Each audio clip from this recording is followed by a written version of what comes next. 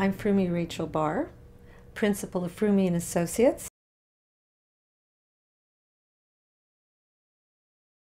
I started off as a physical therapist.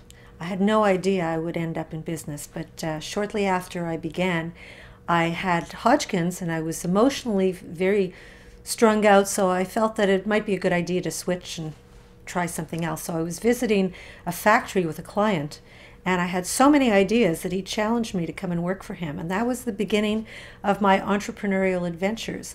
So I've owned several companies, and about 7 years ago, I decided that I wanted a change, and I wanted to have a 20-year plan instead of a 5-year plan. So when I started my coaching business, and I offered business advisory services and coaching to both entrepreneurs and corporate executives.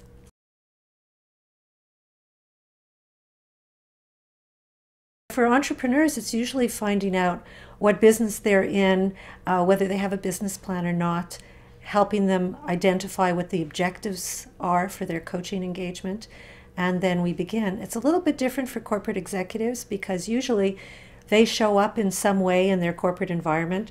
So what I like to begin with is after I gain their trust, which is usually after the first session, I like to begin with a 360 feedback, which means that I interview their bosses, their peers, their direct reports, and many companies do written surveys online. But these turn out very differently because I actually talk to people, they share their stories with me, so I get a real understanding of what this person's all about and how they show up in the environment. And if I didn't do this, I could speak to them for a whole year without really knowing what is real for them, because they might perceive themselves one way and everyone around them might see something different.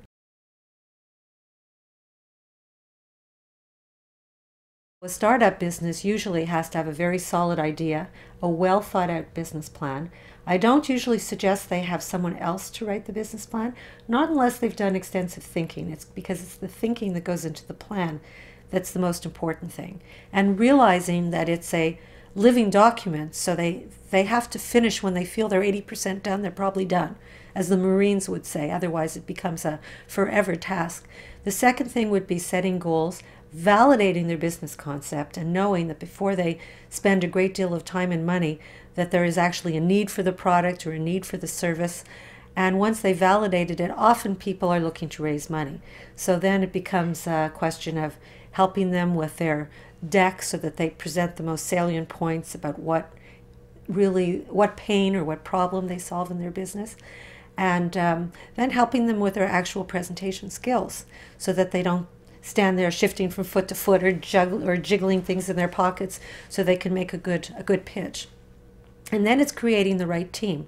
If they have the right people on the bus, and usually people that are better than them, I suggest that they think into the future so that they hire the people that can take them where they want to go.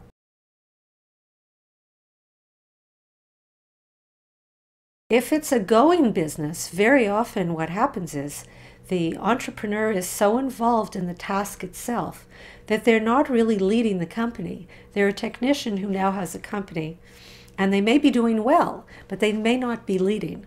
So one of the things that I usually help them do is look at their team and say, why are you doing all this yourself? Why aren't we using the brain trust that's at the table? And then we bring the whole team into the coaching. So I'm not just coaching the entrepreneur, but quite possibly his team. Even if he just has a few people, they all have some important task. And so that way, usually the entrepreneur is freed up to do some more strategic thinking and not just get buried in the tasks at hand, because that could really become a downfall.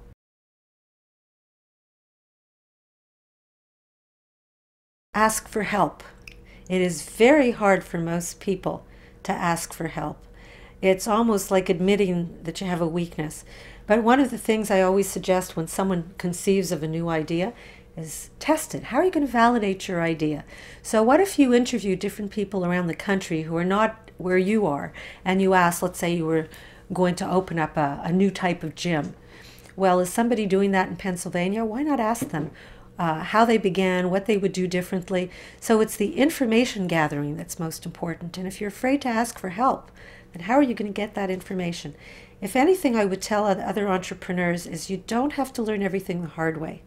You can ask for help, and if it's easy and effortless, you're just going to accelerate your results.